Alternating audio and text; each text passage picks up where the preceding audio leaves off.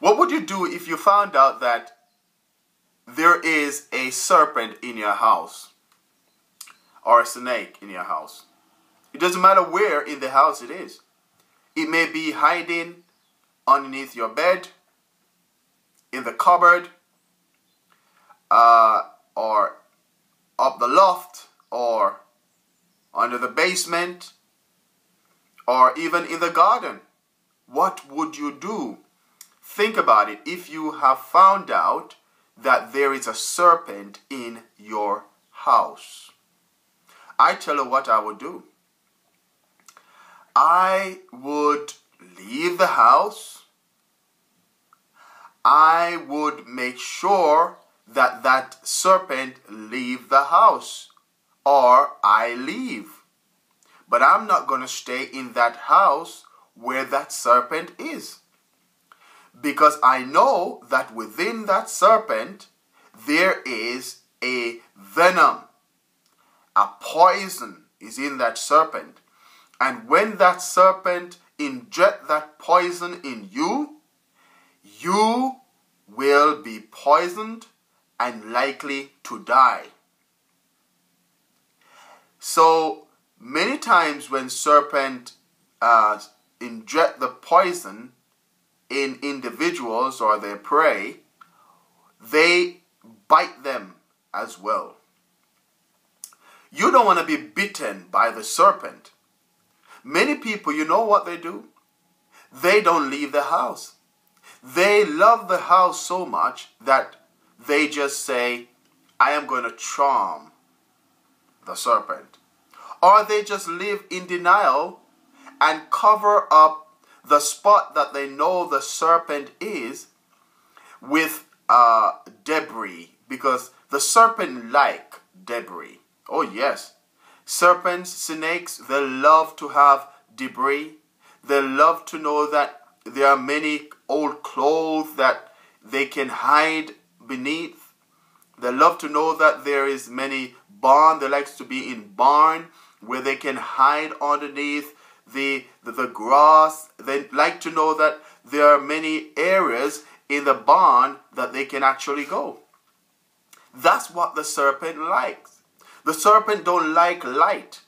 They like to be in a dark place, a secluded place, a place that is hidden from light. They don't like to know that the place and the room is clean, that they can be seen. An empty room that has no furniture, but perhaps one chair or, a table, it's unlikely that a serpent want to be in that room. The serpent don't like to know that the room is clean and visible, and you can actually see where it goes. A serpent likes to know that there's cracks, and there is the window is cracking, and there's not enough reinforcement in the house. That's what a serpent likes. And the serpent don't like to know the light is on. Because when the light is on, they get furious. They run away from the light. Isn't this what the serpent, isn't that the serpent describe, this description, is the devil? The description of the serpent in the hearts of men. Let me say this. Just like how you don't like to have a serpent in your home, the most comfortable place on earth that you live is your house. You sleep in that house. You rest in that house. You eat in that house. Your children are in that house. And let me tell you something. The devil, the serpent, is living in the house, the heart of man. What a tragic that is. And man is behaving as if the serpent is not there. Hello, the serpent is in your heart. The serpent is in your heart, and your children are there. The serpent is in the television set, and you sit back and allow your children to watch this serpent telling you to do things that you wouldn't even want to do in your family. They initiate, they insinuate the way of sexual immorality right in your bedroom. The serpent do commit murder. They commit envy and strife. The serpent does lots of wrong things in the television set right before your very eyes. And what you do, we listen the serpent. We are obedient to the serpent. We allow the serpent to have their say in our home. Isn't that a tragedy? Let me say this to us. The only way for us to get rid of the serpent is not to stay in that house. Because the serpent has contaminated that house. Its venom is in the house. And that injection is contaminated. Your body is being contaminated by it. You need to destroy that house. And you must not charm the serpent.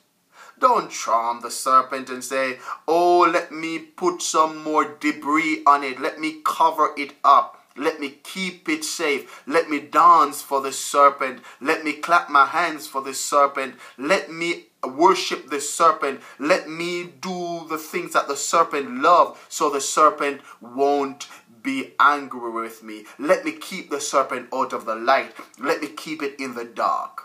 Many people today, they are keeping Satan in the dark. Satan is hiding in the place of their heart. You know there's evil in you. You know you're not contented. You know, when you hide the serpent, you know that any day he may strike. So you are worried. Are you worried? Are you not at peace? When your house is filled with Satan and filled with the serpent in your heart, you will not have peace, because you know deep within yourself that he will strike you. But if you build your house up on the rock of Jesus Christ, and you fence around this house, and you know the windows, there's no crack in it. You know there's no way in the basement, no hole in the basement. There's no hole in the loft. There's fence all around your house. You're protected from that serpent. I tell you, you will be at peace. But if you're not at peace, it's because you know there are cracks in you. There are holes where the serpent can get in. And when he get in, he will destroy you. He will inject his venom on you, and he will destroy your house. Don't charm the serpent. Get it out. And you cannot do it by yourself. You need someone who has crushed the head of the serpent. The seed of the woman, the Bible said in Genesis, shall bruise his head. The woman, Mary, through her seed, which is Jesus Christ, that seed has bruised the head of the serpent, Satan. And I'm telling you, when you have the seed of the word of God inside of you, it will bruise Satan's head. And Satan cannot conquer the seed of the word. I tell you, get the word of God in your heart. Get the word of God to bruise the head of Satan. His head needs to be crushed. His head needs to be destroyed. And when he crushed his head, then God said, I want to build a fence around you that the serpent will not come back in. Crush his head. Crush the head of sin.